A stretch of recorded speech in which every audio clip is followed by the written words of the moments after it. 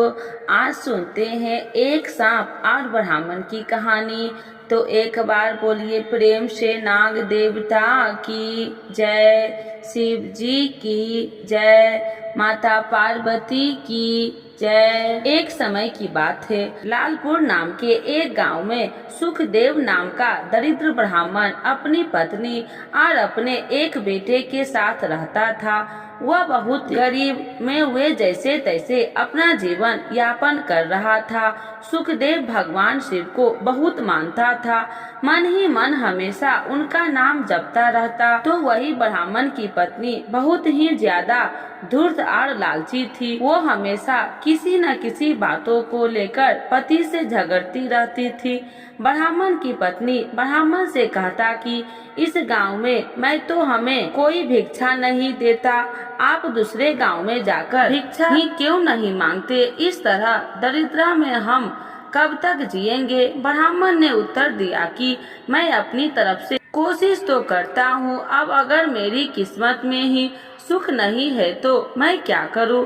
ब्राह्मण की पत्नी बोली, आप बातें खाली बड़ी बड़ी निकालते हैं, करने के काम पर कुछ नहीं, घर में बैठकर क्यों करेंगे? जाओ बाहर और कुछ काम कर आओ। रोज रोज ब्राह्मणी के झगड़े और ताने से तंग आकर एक दिन वह अपना पोथी पतरा उठाकर घर से दूसरे गांव चला गया। उस गांव में जाकर भगवत कथा सुनाने का प्रयास किया, लेकिन कोई उससे कथा सुनने को तैयार न था। ऐसे में दुखी होकर वो वापस अपने गांव लौटने लगा। रास्ते में एक पीपल के पेड़ के नीचे जाकर विश्राम करने लगा। उस विशाल पीपल के पेड़ में एक काला नाग रहता था। ब्राह्मण मन ही मन सोचता है, हे भोलेनाथ, ये आपकी कैसी माया है? मैं आपकी कथा सुनाकर अपना घर संसार चलाना चाहता हूँ, लेकिन मुझसे तो कोई कथा सुनने को भी तैयार नहीं है। मैं क्या करूँ? प्रभु, अब तो आप ही मुझे कोई रास्ता दिखाओ। हे प्रभु, मैं यही इस पीपल वृक्ष के नीचे बैठकर कथा कहता हूँ और आप ही मेरी कथा को सुनो, क्योंकि और तो कोई सुनता ही नहीं। ये सोचकर ब्राह्मण वही अपना पोथी पतरा निकालता है और विधि पूर्वक कथा कहना प्रारंभ करता है। ऐसे में पेड़ की जड़ में बैठा वो नाग कथा सुनने लगता है। पूरी कथा को वह बहुत ध्यान से सुनता है। जब कथा समाप्त होती है तो बाहर आकर ब्राह्मण को एक सोने का सिक्का दक्षिणा में देता है और फिर कहता है, नाग ब्राह्मण से कहता है कि तुम रोज यहाँ आकर कथा कहा करो, तुम्हें और कहीं जाने की जरूरत नहीं है। मैं तुम्हें रोज एक सोने का सिक्का दक्षिणा में दूंगा, लेकिन ये बात तुम किसी और से मत कहना। ब्राह्मण उसकी बात मान लेता है। नाग के जाने के बाद वो भगवान शिव को धन्यवाद देते हुए कहता है कि हे प्रभु, आपने तो मेरी जिंदगी ही बदल दी। मैंने आपसे थोड़ा सा मांगा, आपने तो मेरी झोली भर दी। आपकी महिमा अपरंपार है प्रभु। अब तो ब्राह्मण रोज सुबह सवेरे वहाँ नहा धोकर आ जाता और उस नाग देवता को कथा सुनाता और रोज वो एक सोने के सिक्के लेकर घर जाता। बहुत जल्द ही वह दरिद्रता से अमीर बन गया। अब उसके पास किसी चीज की कोई कमी नहीं थी। पूरे गांव के लोग उसकी प्रगति को देखकर आश्चर्यचकित थे। लोगों के मन में तरह तरह के सवाल पैदा हो रहे थे। बहुत लोगों ने दिमाग में तो ये भी चल रहा था कि जरूर ये ब्राह्मण कोई गलत काम कर रहा है, जिसकी वजह से वो इतना धनवान हो गया। अब लोग ब्राह्मण की पत्नी से सवाल करने लगे। पड़ोसन ने पूछा कि तुम्हारे पति के पास इतना धन कहाँ से आ गया? आखिर ऐसा कौन सा काम करने लगा है वो? ब्राह्मण की पत्नी बोले, वो दूसरे जगह पर जाकर कथा सुनाते हैं, उसी से उन्हें जो धन मिलता है वो ले आते हैं। पड़ोसन ने आश्चर्य से कहा, कथा सुनाने के लिए इतना धन भला कौन देता है? अब तो उसकी पत्नी के मन में भी कई सवाल उठने लगे। तो वह पति से पूछने लगे कि इतना धन आपको कौन देता है? लेकिन ब्राह्मण से तो नाग देवता ने किसी को कुछ बताने से मना किया था, इसीलिए वो कुछ नहीं बताया। लेकिन उसकी पत्नी तो उसके पीछे पड़ गई।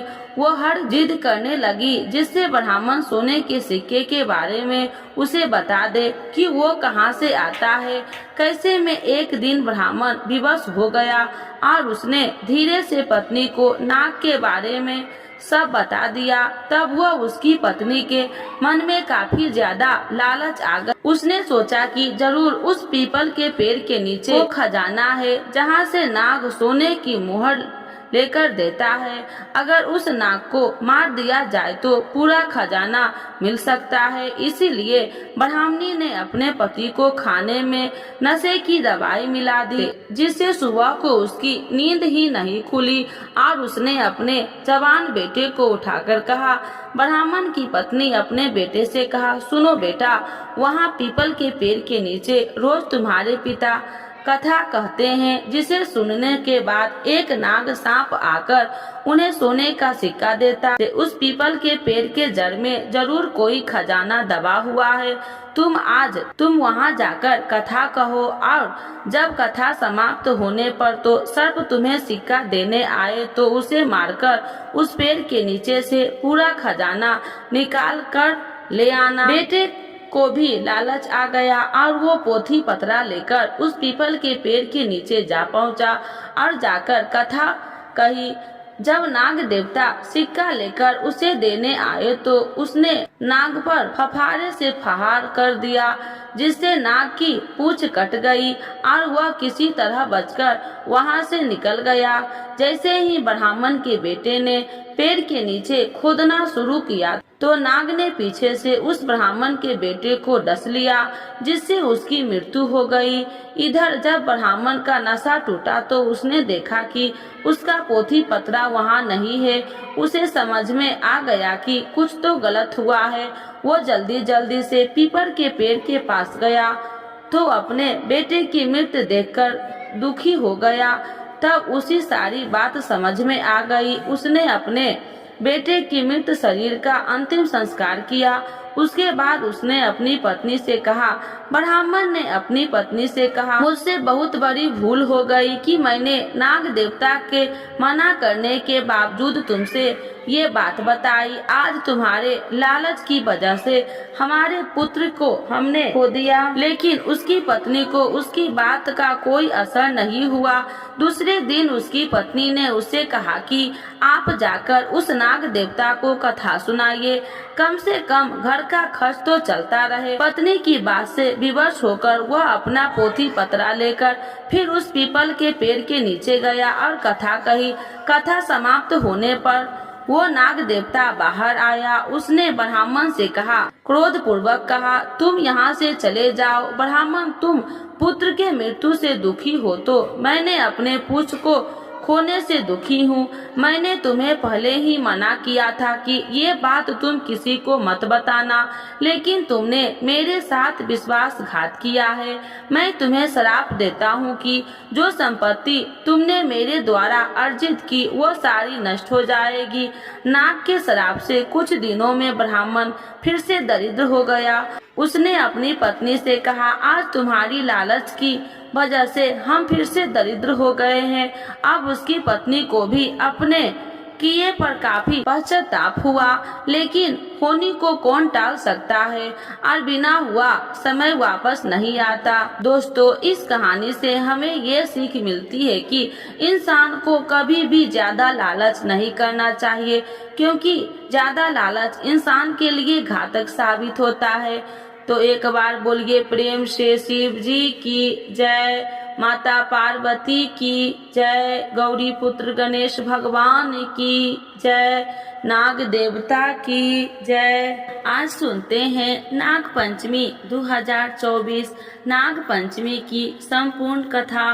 तो एक बार बोलिए प्रेम से शिव जी की जय, माता पार्वती की जय, गौरी पुत्र गणेश भगवान की जय, नाग देवता की जय। हिंदू धर्म में नाग पंचमी मनाई जाती है। कुछ क्षेत्रों में इसे भैया पंचमी के नाम से भी जाना जाता है। पंचांग के अनुसार नाग पंचमी हर वर्ष सावन मास के शुक्ल पक्ष की पंचमी तिथि को मनाई जाती है। मान्यताओं के अनुसार नाग पंचमी के दिन नाग देवता की पूजा की जाती है। माना जाता है कि इस दिन नाग देवता की पूजा करने और सांप को दूध पिलाने से जीवन में सौभाग्य और समृद्धि आती है। इस वर्ष नाग पंचमी 9 अगस्त शुक्रवार को मनाई जाएगी। नाग पंचमी के दिन पूजा का सही समय शाम 5:47 बजे से रात 8:47 बजे तक है। नाग पंचमी की पूजा में नाग पंचमी की ऐसा कहा जाता है कि इस कथा को पढ़े या बिना सुने नाग पंचमी की पूजा अधूरी मानी जाती है। तो आइए जानते हैं इस कथा के बारे में। नाग पंचमी से जुड़ी पौराणिक कथा। पौराणिक कथा के अनुसार जन्मजय अर्जुन के पोते राजा परीक्षित के पुत्र थे। जब जन्मजय को पता चला कि सांप के काटने से उनके पिता की मृत्यु हो गई तो उन्होंने बदला लेने के लिए सर्प सत्र नामक यज्ञ का आयोजन किया। ऋषि आस्तिक मुनि ने नागों की रक्षा के लिए श्रावण मास के शुक्ल पक्ष की पंचमी के दिन यज्ञ बंद कर दिया था। इस कारण तक्षक नाग ने बचने से सांप का वंश बच गया। आग के ताप से नाग को बचाने के लिए ऋषि ने उन पर कच्चा दूध डाल दिया था। वहीं से नाग देवता को दूध चढ़ाने की प्रथा शुरू हुई। तभी से नाग पंचमी मनाई जाती है। आज सुनते हैं नाग पंचमी की सबसे प्राचीन कथा। जब नाग देव बने भाई तो एक बार बोलिए प्रेम से शिव जी की जय, माता पार्वती की जय। प्राचीन काल में एक सेठ जी के 7 पुत्र थे। सातों के विवाह हो चुके थे। सबसे छोटे पुत्र की पत्नी श्रेष्ठ चरित्र की और सुशील थी, परंतु उसके भाई नहीं था।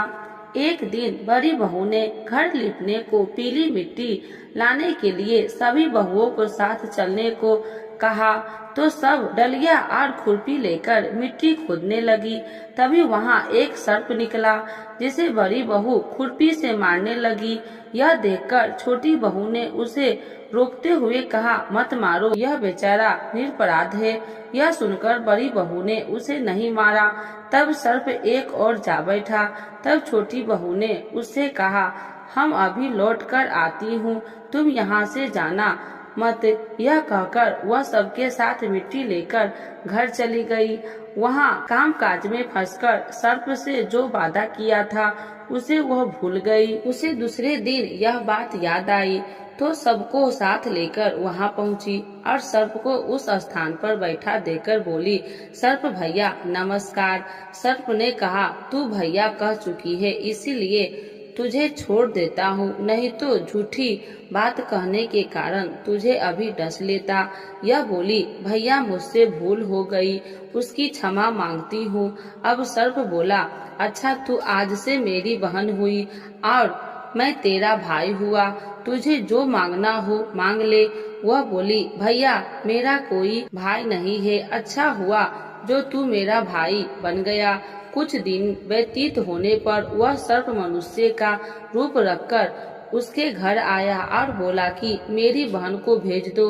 सबने कहा कि इसके तो कोई भाई नहीं था, तो यह बोला, मैं दूर के रिश्ते में इसका भाई हूँ, बचपन में ही बाहर चला गया था। उसके विश्वास दिलाने पर घर के लोगों ने छोटी बहू को उसके साथ भेज दिया।